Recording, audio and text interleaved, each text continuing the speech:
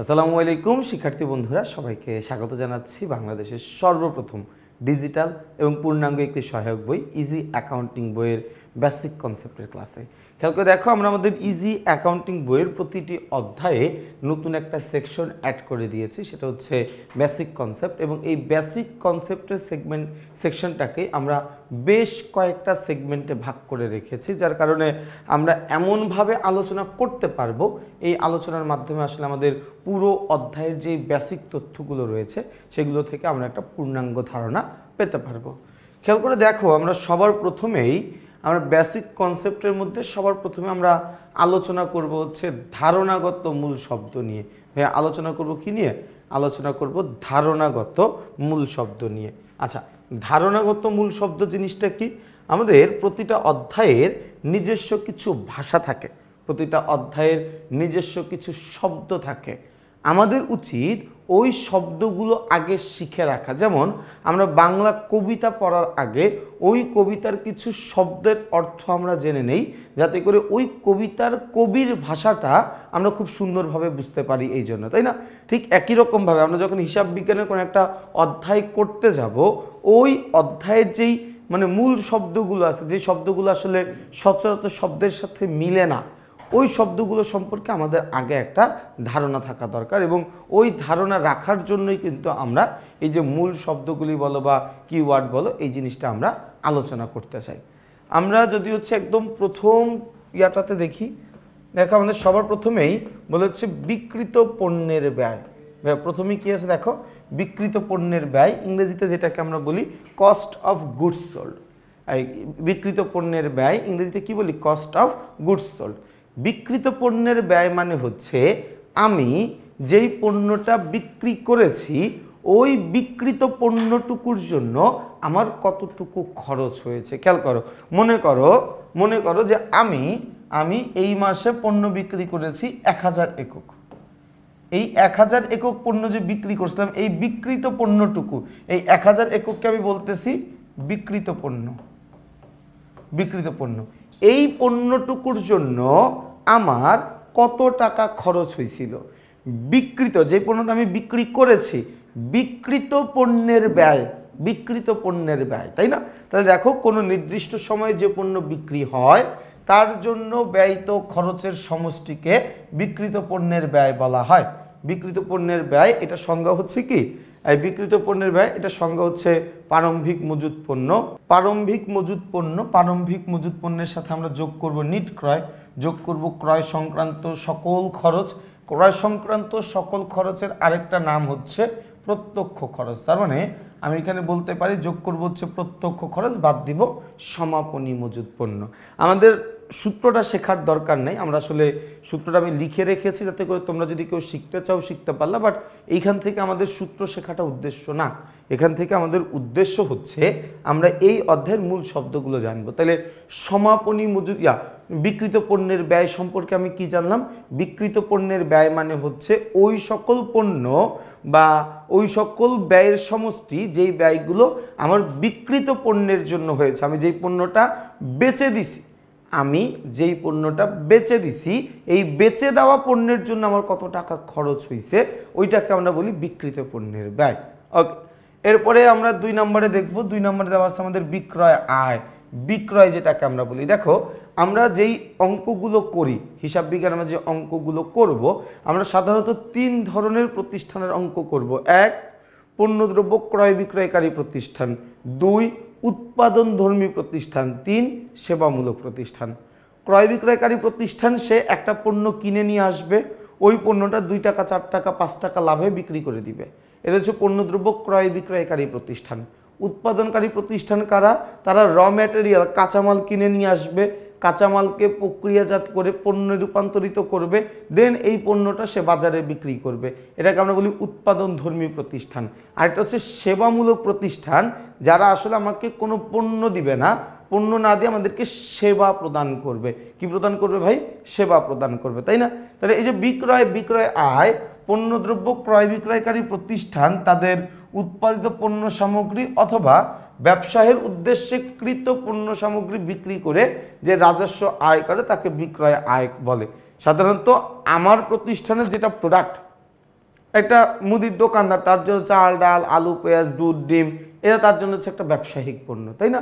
তাহলে সে যখন তার এই ব্যবসায়িক পণ্য বিক্রি করবে এবং ব্যবসায়িক পণ্য বিক্রি করে একটা মুনাফা অর্জন করবে, সেটাকে আমরা বলবো বিক্রয় আয়। সেটাকে কি বলবো? বলবো হচ্ছে বিক্রয় আয়।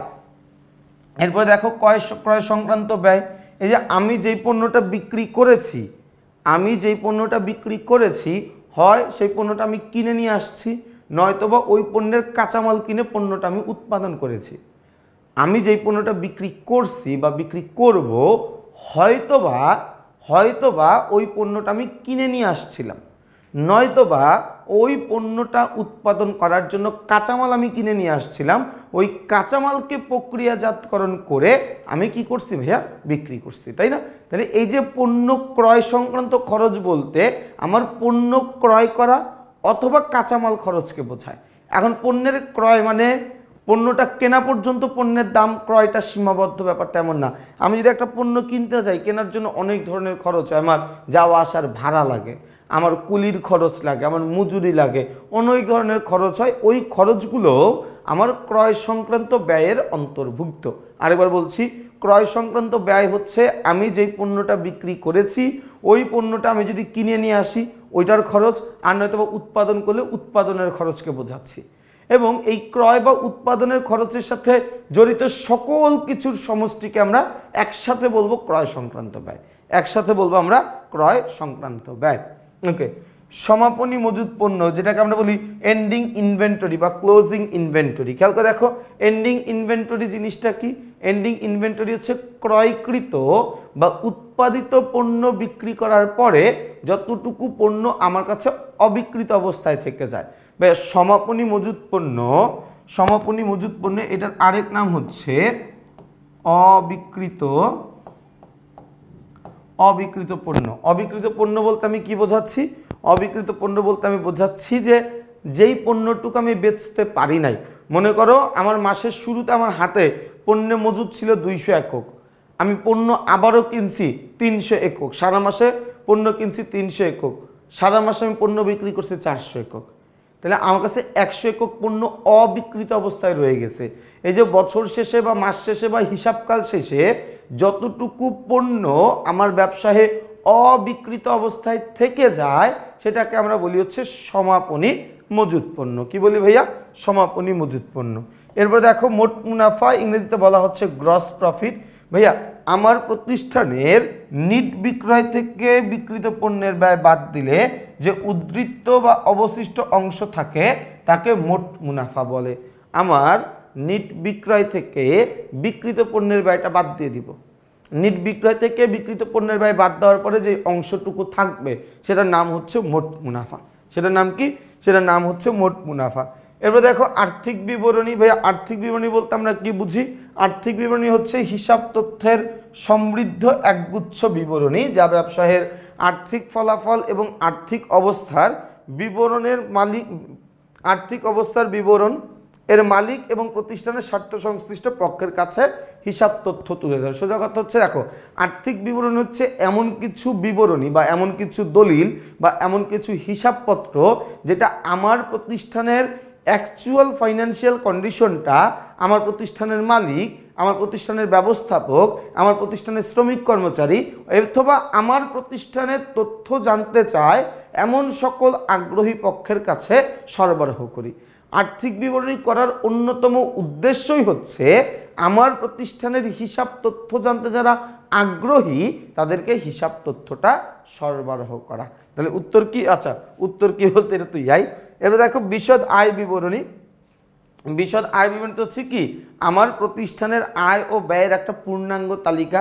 আমি কোন খাতে কত টাকা আয় করেছি, কোন খাতে কত টাকা আমি ব্যয় করেছি এবং এই আয় ও ব্যয়ের মাধ্যমে আমার কত টাকা মুনাফা হইল, এই জিনিসটাকে আমরা বলতেছি হচ্ছে কি? বিশদ আয় বিবরণী। বিশদ আয় বিবরণী। ওকে, বিশদ আয় বিবরণীর পরে চলে যাব হচ্ছে আমরা পরিচালন, বিশদ আয় বিবরণী।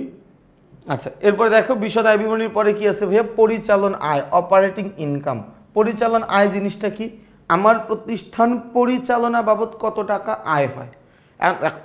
আমার প্রতিষ্ঠান একটা আছে হচ্ছে অপারেটিং ইনকাম, আরেকটা হচ্ছে নন অপারেটিং ইনকাম। এখন তুমি বলতে পারো একটা হচ্ছে মানে একটা একটা ইনকাম আছে যেই ইনকামের জন্যই আমি কাজ করি, একটা ইনকাম এরকম যে ওই ইনকামটা করার জন্যই আমি কাজ করি, আরেকটা হচ্ছে ওই ইনকামের জন্য আমি কাজ করি না বাট ওই কাজের মাধ্যমে ইনকামটা হয়ে যায়।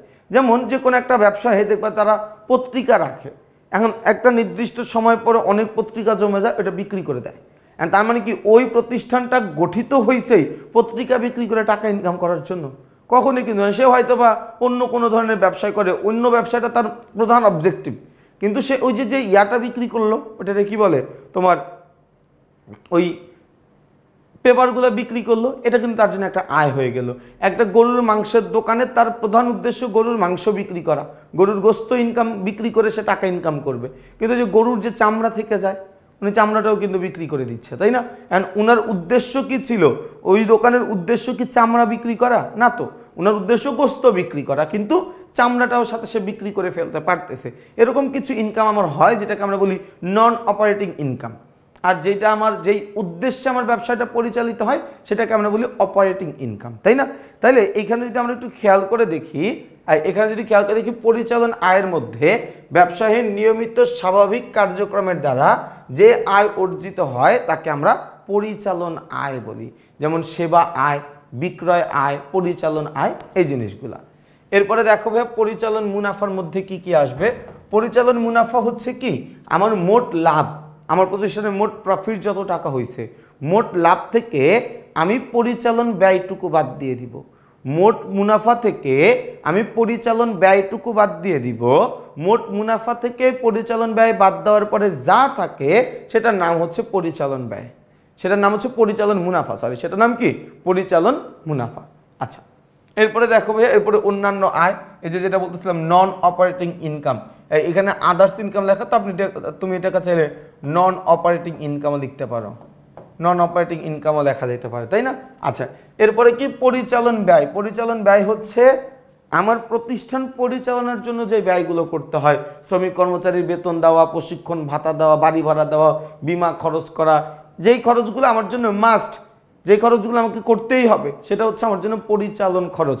আমার ব্যবসায় পরিচালনার জন্য যে খরচগুলো হয়, আমার ব্যবসা প্রতিষ্ঠান পরিচালনা করতে গিয়ে আমি যেই খরচগুলো করি ওই খরচটাকে আমরা বলি হচ্ছে পরিচালন ব্যয়। কি বলি ভাইয়া? পরিচালন ব্যয় বলি, তাই না? আচ্ছা, অন্যান্য ব্যয় হচ্ছে এই ব্যয়গুলো আসলে আমার প্রতিষ্ঠানের মূল পরিচালনা খাতে ব্যয়িত হয় না, মূল পরিচালনা খাতে ব্যয়িত হয় না, কিন্তু এই জিনিসগুলো আমার জন্য ব্যয়, এই ব্যয়গুলোকে আমরা বলি হচ্ছে অন্যান্য ব্যয়। কি বলি ভাইয়া? অন্যান্য ব্যয় বলি। আচ্ছা, এরপরে দেখো নিট মুনাফা, নিট লাভ, নিট আয়, এই তিনটা মানে একই কথা। আমরা যখন পরিচালন মুনাফার সাথে অন্যান্য আয়গুলো যোগ করব এবং অন্যান্য ব্যয়গুলো বাদ দিয়ে দিব তখন যেটা আসবে সেটাকে আমরা বলি হচ্ছে নিট আয় বা নিট মুনাফা। নিট মুনাফাই আমার প্রতিষ্ঠানের সর্বশেষ মুনাফা, এরপরে আর কোনো মুনাফা কাটাকাটি হয় না, ওইটাই একদম লাস্ট মুনাফা, ওইটাই কি একদম লাস্ট মুনাফা। ওকে, এরপরে একটু খেয়াল করবো আমরা। ওকে, নিট মুনাফার পরে এরপর দেখো মালিকানা সত্ত্ব পরিবর্তন বিবরণী। ওকে, মালিকানা সত্ত্বের পরিবর্তন বিবরণী। দেখো মালিকানা সত্ত্বের পরিবর্তন বিবরণী কি ভাইয়া? বছরের শুরুতে আমরা সবাই জানি মালিক ব্যবসায় যা কিছু দেয় ওটাকে আমরা মূলধন বলি। ব্যবসায়ীর উপরে মালিকেরও একটা অধিকার আছে, মালিকেরও একটা মানে ওটাকে কি বলে, মালিকেরও ভোগ করার একটা রাইট আছে, তাই না? অ্যান্ড মালিক কত টাকা পর্যন্ত ব্যবসায় মালিকের অধিকার আছে। অ্যান্ড তুমি বলতে পারো ওই যে মালিক ব্যবসায় শুরুতে যে টাকা মুনাফা যে টাকা মূলধন বিনিয়োগ করছিল, না, মালিক যত টাকা মূলধন বিনিয়োগ করছিল ওই পর্যন্তই তার অধিকার সীমিত না। ব্যবসায় যদি কোনো লাভ হয় ওইটা মালিকের কাছে যাবে, ব্যবসা থেকে যদি কোনো ব্যয় হয় ওইটা মালিকের পকেট থেকে কাটা যাবে, ব্যবসায় যদি কোনো ধরনের কোনো কি হয়, ব্যবসায় যদি কোনো ধরনের উত্তোলন ঘটে ওইটাও মালিকের টাকা থেকে বাদ দিতে হবে। তাহলে বছরের শুরুতে আমি যত টাকা মূলধন হিসাবে দিছিলাম ওইটাই একমাত্র আমার অধিকার না, বছরের মাঝামাঝি আরও অনেক কিছু যোগ বিয়োগ করতে করতে করতে করতে এরপরে গিয়ে ফাইনালি একটা রেজাল্টে গিয়ে দাঁড়াইতে হয়, তাই না? তাহলে এই যে মালিকানা সত্ত্বের পরিবর্তন বিবরণী বলতে আমি বুঝি যে একটা বছর শেষে, একটা হিসাবকাল শেষে প্রারম্ভিক মূলধনের সাথে ওই বছরেই মালিক কোনো অতিরিক্ত মূলধন দিছিল কিনা, মালিকের কোনো লাভ হয়েছিল কিনা, মালিকের কোনো ব্যয় ছিল কিনা, প্রতিষ্ঠানের কোনো উত্তোলন ছিল কিনা, এগুলো সবগুলো অ্যাডজাস্ট করার পরে বছরের শেষে এখন মালিক কত টাকা পায় সেটাকে আমরা বলতেছি মালিকানা সত্ত্বের পরিবর্তন বিবরণী। সেটাকে আমরা কি বলতেছি? মালিকানা সত্ত্বের পরিবর্তন বিবরণী। ওকে, এরপরে দেখো ভাইয়া প্রাপ্য সুদ। এই প্রাপ্য কথাটাই আমার জন্য সম্পদ। ভাইয়া এখানে একটু মনে রাখবা, এই প্রাপ্য কথাটাই আমার জন্য একটা সম্পদ। প্রাপ্য এই কথাটাই আমার জন্য কি একটা সম্পত্তি, তাই না? আচ্ছা, তাহলে প্রাপ্য সুদের মধ্যে আমরা কি করবো ভাইয়া? দেখো, বিনিয়োগ বা অন্যান্য স্বল্প মেয়াদে অগ্রিম বা প্রদত্ত সুদ অর্জিত হয়েছে। মানে প্রাপ্য সুদ মানে আমার কোন একটা সুদ আমার পাওয়ার কথা ছিল, মানে আমি ইনভেস্ট করছি, বিনিয়োগ করছি, বিনিয়োগ থেকে আমি সুদ পাওয়ার কথা, এখন আমি পাই নাই। আমি সুদের ঘটনা ঘটে গেছে, সুদ আমার অর্জিত হয়ে গেছে, কিন্তু এখনো টাকাটা আমি হাতে পাই নাই। তো এখন পাই নাই মানে কি ভবিষ্যতে পাবো না? এই যে ভবিষ্যতে আমি কোনো কিছু পাবো, এইটাই হচ্ছে প্রাপ্য। ভবিষ্যতে আমি কোনো কিছু পাবো, এটাই হচ্ছে কি প্রাপ্য। আচ্ছা, এরপরে দেখো ব্যবসায়িক সত্তার নীতি। এই ব্যবসায়িক সত্তার নীতিতে কি বলা হয়? ব্যবসায়িক সত্তার নীতিতে বলা হয় মালিক এবং ব্যবসা প্রতিষ্ঠান দুইটা আলাদা আলাদা দুইটা পক্ষ। আবার খেয়াল করো, ব্যবসায়িক সত্তার নীতি অনুযায়ী মালিক এবং ব্যবসা প্রতিষ্ঠান দুইটা আলাদা আলাদা দুইটা পক্ষ, দুইটাকে আমরা একসাথে মিলাইতে পারবো না। এবং এই ব্যবসায়িক সত্তার নীতি অনুযায়ী আমরা যেহেতু মালিক এবং ব্যবসা প্রতিষ্ঠান দুইটাকে আলাদা আলাদা দুইটা পক্ষ হিসাবে চিহ্নিত করতেছি, এই কারণে মালিক ব্যবসায় মূলধন দিলে ওই মূলধনের উপরে মালিককে আমার সুদ দিতে হয়। আবার মালিক যদি ব্যবসায় থেকে উত্তোলন করে, ওই উত্তোলনের উপরে মালিককে ব্যবসায়ীকে সুদ দিতে হয়, কারণ মালিক এবং ব্যবসা প্রতিষ্ঠান আলাদা। মালিক এবং ব্যবসা প্রতিষ্ঠান দুইটা কি আলাদা আলাদা, তাই না? আচ্ছা, এরপরে আমরা চলে যাব হচ্ছে ব্যবসায়িক সত্তার নীতির পরে।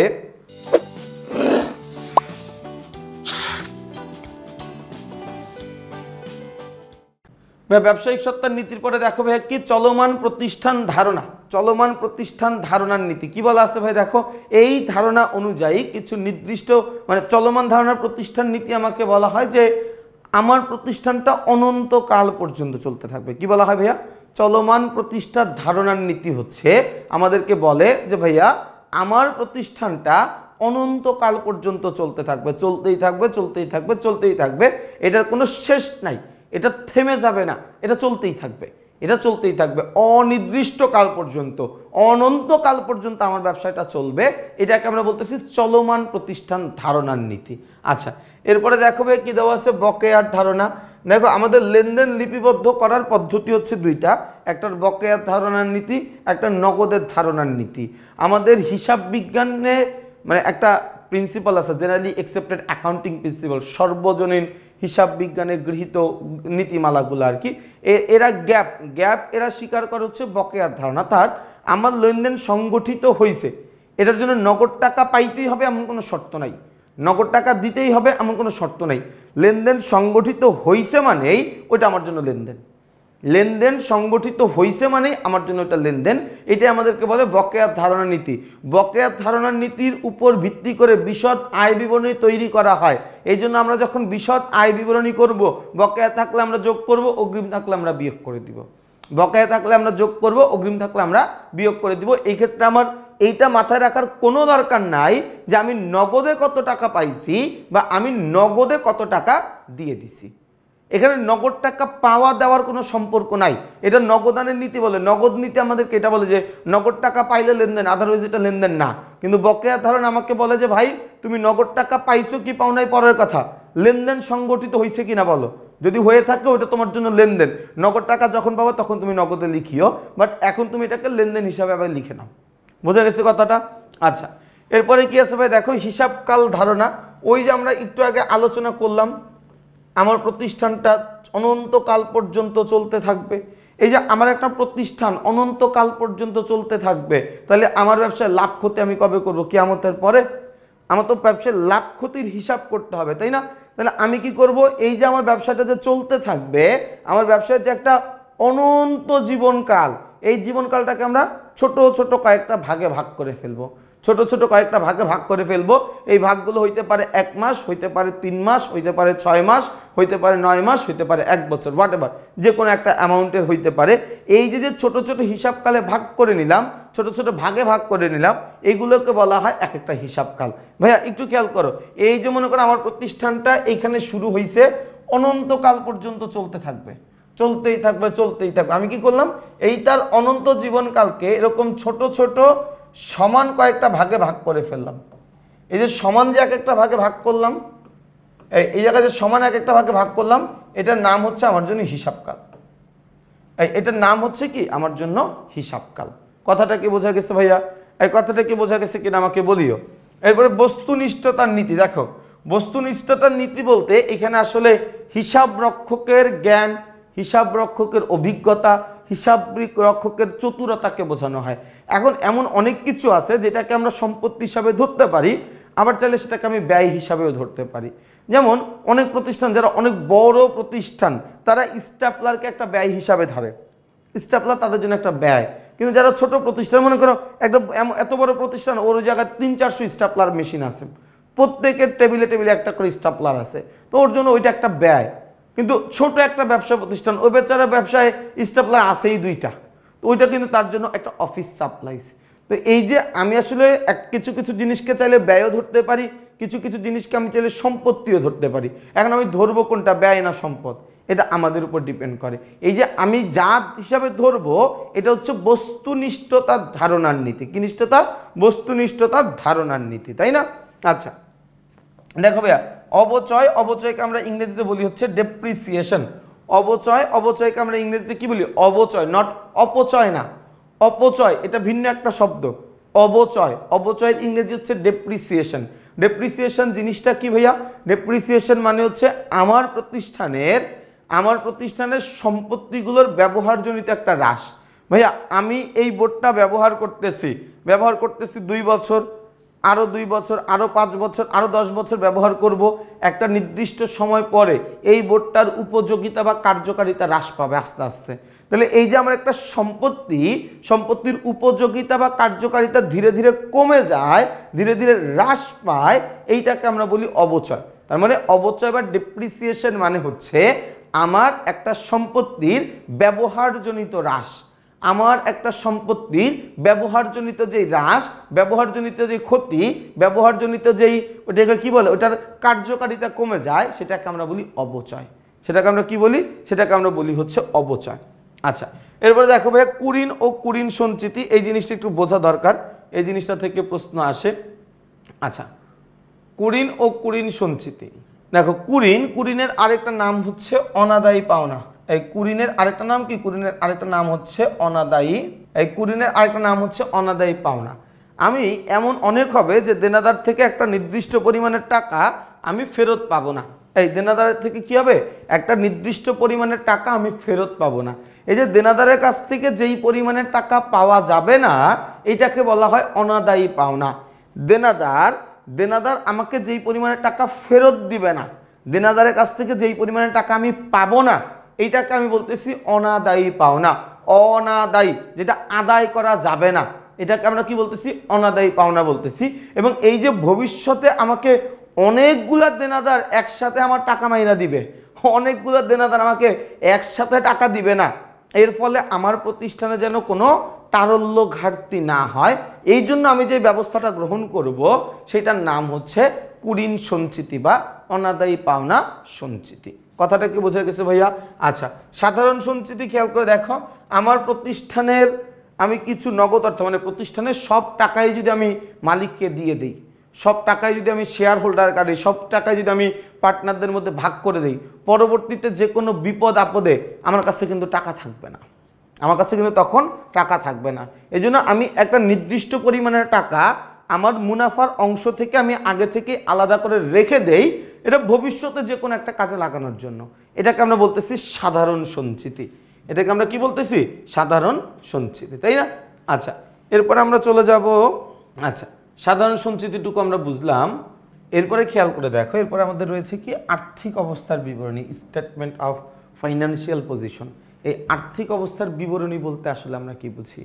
আমাদের একটা নির্দিষ্ট দিনে, সেটা হতে পারে বছরের শেষের দিন, হতে পারে হিসাবকালের শেষের দিন, হতে পারে কোনো একটা মাসের শেষের দিন, একটা হিসাবকালের শেষে আমার প্রতিষ্ঠানে কি পরিমাণের টাকার সম্পদ, কি পরিমাণের টাকার দায় এবং কি পরিমাণের টাকার মালিকানা সত্ত্ব রয়েছে, এটার অবস্থা বা এটার পরিমাণ নির্ণয় করাকে আমরা বলি হচ্ছে ফাইন্যান্সিয়াল স্টেটমেন্ট বা স্টেটমেন্ট অফ ফাইন্যান্সিয়াল পজিশন। এরপরে আমরা দেখি, এরপরে দেখো স্থায়ী সম্পদ। স্থায়ী সম্পত্তি হচ্ছে যে সকল সম্পত্তিগুলোর উপযোগিতা বা কার্যকারিতা আমার প্রতিষ্ঠানে 1 বছরেরও অধিক সময় থাকে, সেটাকে আমরা বলি হচ্ছে স্থায়ী সম্পত্তি। যেমন আমরা বলতে পারি হচ্ছে সুনাম, জমি, দালান কোঠা, আসবাবপত্র, যন্ত্রপাতি, এগুলো সব হচ্ছে আমার জন্য এক একটা স্থায়ী সম্পত্তি। হ্যাঁ, আচ্ছা, এরপরে আমরা আসি হচ্ছে চলতি সম্পদ। চলতি সম্পত্তির ইংরেজি হচ্ছে কারেন্ট অ্যাসেট।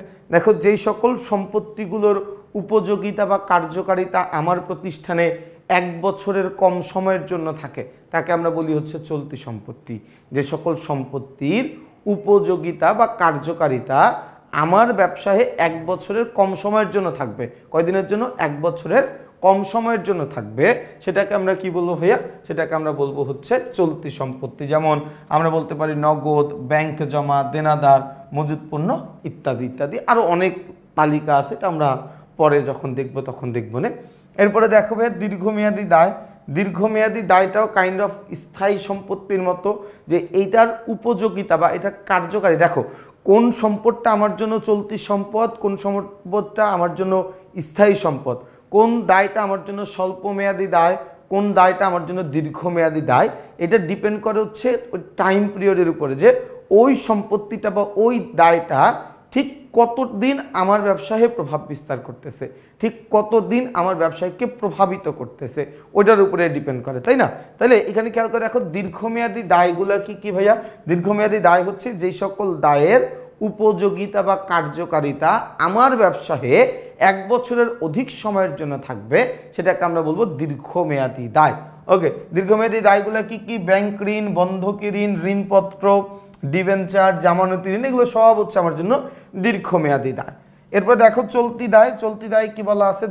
যে দায় 1 বছরের মধ্যে পরিশোধ করতে হবে সেগুলো হচ্ছে চলতি দায়। মানে এটা এমন এক প্রকারের দায়, এই দায়টা আমার 1 বছরের মধ্যেই শেষ করতে হবে, 1 বছরের মধ্যেই পরিশোধযোগ্য বা পরিশোধ করতে হয়, এরকম বাধ্যবাধকতার যেই দায়গুলো আছে সেগুলোকে আমরা বলি হচ্ছে চলতি দায় বা স্বল্পমেয়াদী দায়।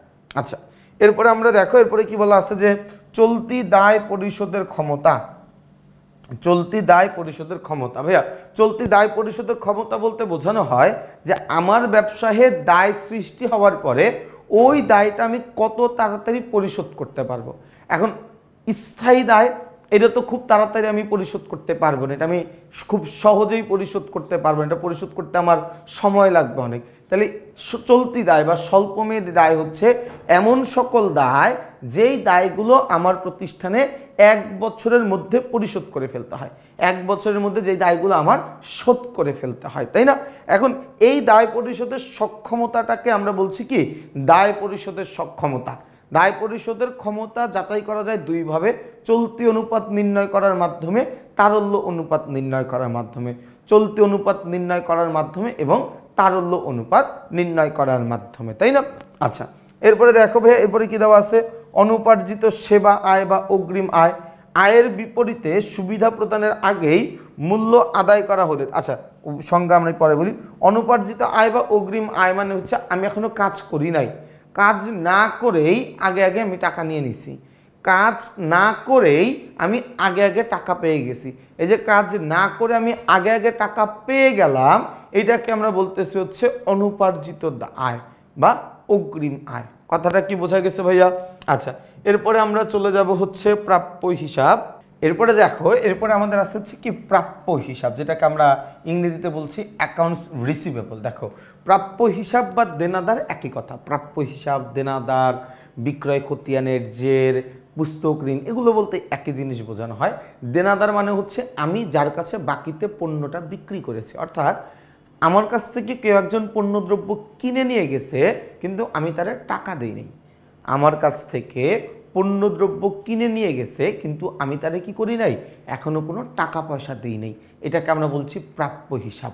আমি ভবিষ্যতে কারো কাছে টাকা পাবো, আমি ভবিষ্যতে কারো কাছে টাকা পাবো, এটাকে আমি বলছি প্রাপ্য হিসাব। আমি ভবিষ্যতে কারো কাছে টাকা পাবো, এটাকে আমি কি বলছি হচ্ছে প্রাপ্য হিসাব। ওকে, এরপরে দেখো ভাইয়া কি দেওয়া আছে, এরপরে দেওয়া আছে প্রাপ্য নোট, যেটাকে আমরা ইংরেজিতে বলি হচ্ছে notes of payable, notes of receivable. একই কাহিনী, প্রাপ্য হিসাব আর প্রাপ্য বিল দুইটা একই জিনিস। প্রাপ্য হিসাব হচ্ছে মৌখিক কথা আর প্রাপ্য নোট হচ্ছে লিখিত কথা। আমি বাকিতেই পণ্যদ্রব্য কিনে নিয়ে আসছি বা বাকিতেই কারো কাছ থেকে ভবিষ্যতে টাকা পাবো, ওটার একটা লিখিত অঙ্গীকারনামা আছে, ওইটাকে আমরা বলছি হচ্ছে প্রাপ্য নোট।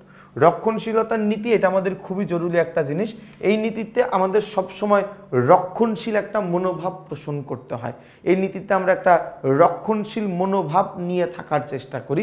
এই নীতিতে আমরা চেষ্টা করি আমাদের মুনাফাটাকে যত কম দেখানো যায়, মুনাফাটাকে যত কম দেখানো যায়, এই জন্য যা যা করা দরকার আমরা সকল কিছু করি। মুনাফাকে কম দেখাইতে চাই, সম্পত্তির মূল্যকে কম দেখাইতে চাই। সোজা কথা, আমি নিজে একটা সেফ জোনে থাকতে চাই, আমি নিজে একটা সেফ জোনে থাকতে চাই। কথাটা কি বোঝা গেছে ভাইয়া? ওকে, এরপরে দেখো ভাইয়া ক্রয় মূল্যের নীতি। ক্রয় মূল্যের নীতি কি বলে, যে এই নীতি অনুযায়ী স্থায়ী সম্পত্তি যেই দামে কেনা হয়েছিল আমি প্রতি বছর ওই মূল্যটাই দেখাই, বাজার মূল্য দেখাই না। এখন মনে করো আমি একটা সম্পত্তি কিনছিলাম যেটা দাম ছিল 2000 টাকা, 2 বছর আগে কিনছিলাম, কিন্তু বর্তমানে ওই সম্পত্তির বাজার দর আছে হচ্ছে, মানে ওই সম্পত্তিটার দাম বেড়ে গিয়ে বাজার দর আছে হচ্ছে 2500 টাকা। হইতে পারে, দেখো স্বর্ণের ক্ষেত্রে কিন্তু এটা অনেক বেশি হয়, যে দাম প্রতিনিয়ত বাড়তে থাকে, আস্তে আস্তে আস্তে আস্তে বাড়তেই থাকে। তো ওই জিনিসটাই আর কি, আমি ক্রয় মূল্যের নীতিতে আমি যেই টাকা দিয়ে কিনছিলাম ওই টাকাই দাম হবে। এরপরে ওই পণ্যের বাজার মূল্য বাড়ুক, ওই পণ্যের বাজার মূল্য কমে যাক, এটা আমার দেখার দরকার নেই। আমি যেই দামে কিনছি আমি প্রতি বছর আর্থিক বিবরণীতে ওই দামটাই লিপিবদ্ধ করব। এরপরে আমাকে কি বলছে দেখো, সামঞ্জস্যতার নীতি।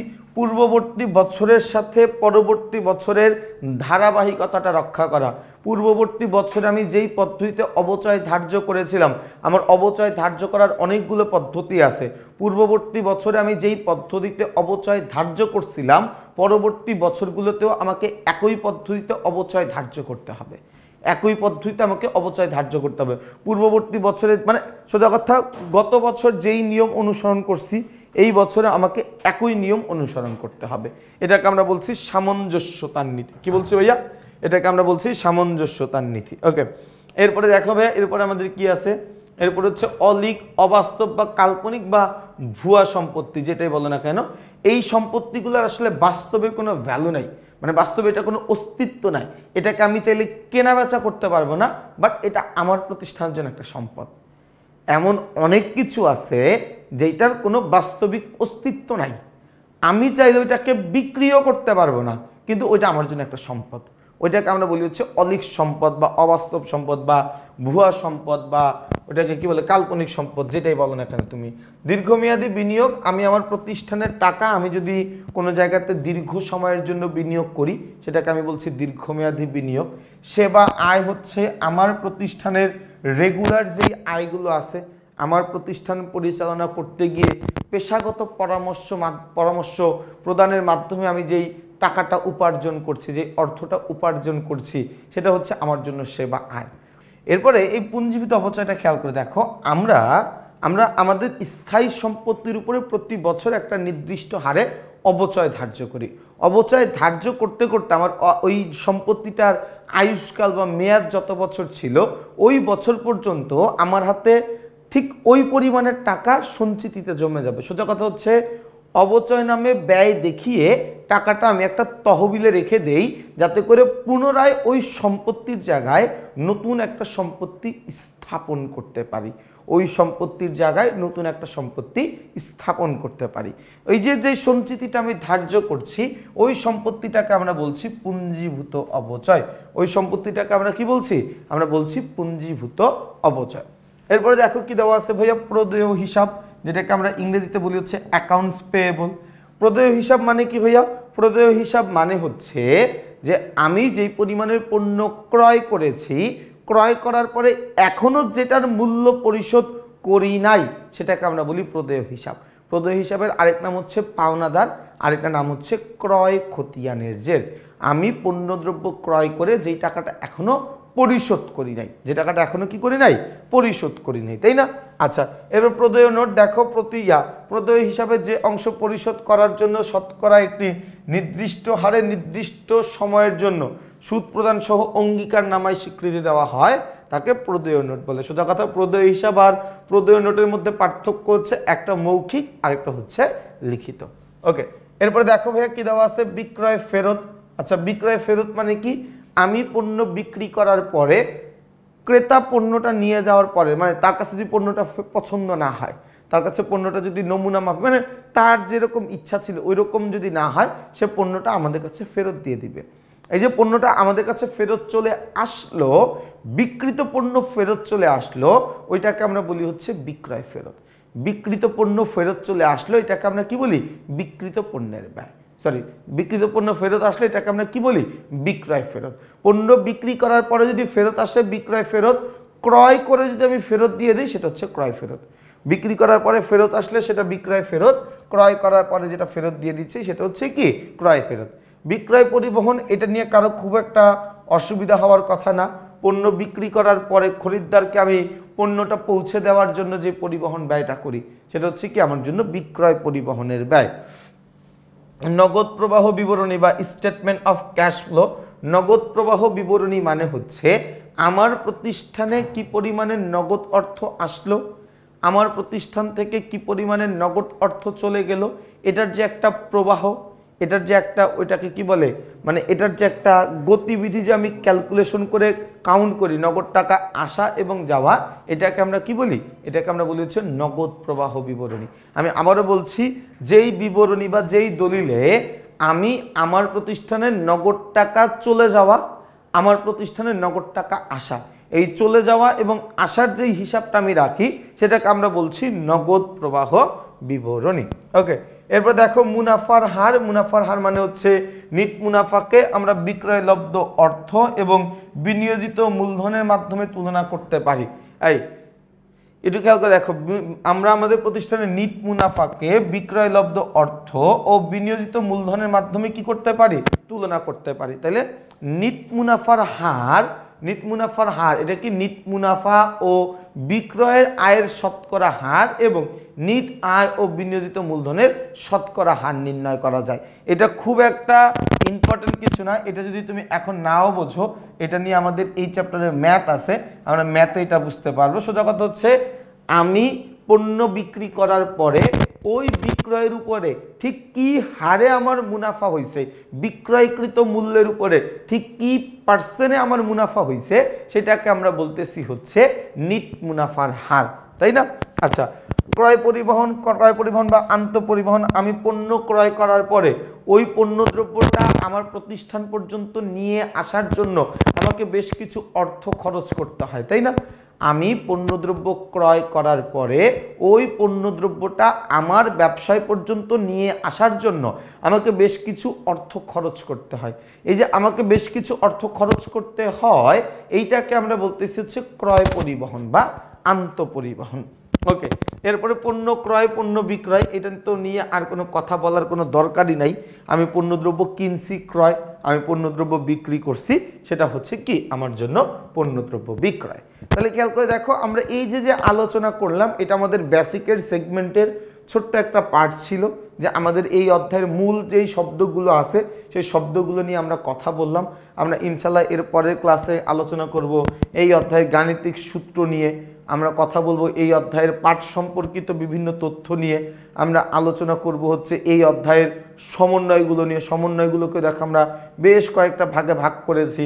আমরা আলোচনা করব গাণিতিক সমস্যা সমাধানের যে কৌশল আছে সেগুলো নিয়ে। তার মানে বেসিকের সেকশনটার মধ্যেই আসলে অনেকগুলো সেগমেন্ট করা আছে। আমাদের যে বেসিকের পার্টটুকু, এটার মধ্যে আমাদের অনেকগুলো ভাগ করা আছে। আমরা এমনভাবে বেসিকটা ডেভেলপ করেছি এই বইটাতে, যে তুমি যদি বইটা নাও, তুমি আসলে নিজেই বেসিক পড়লেই তুমি বুঝবা।